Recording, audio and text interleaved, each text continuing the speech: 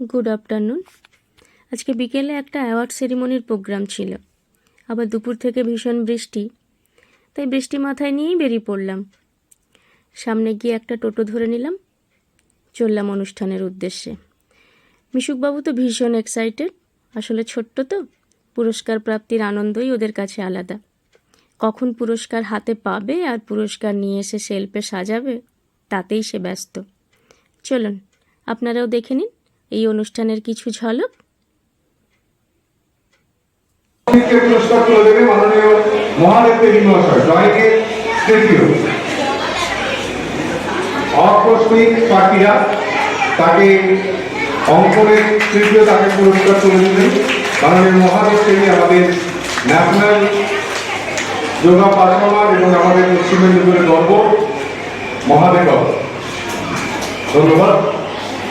এরপরে আমরা বাকি পুরস্কার দেওয়ার আগে আমরা মাননীয় আজকের অনুষ্ঠানের প্রধান অতিথি চিফকে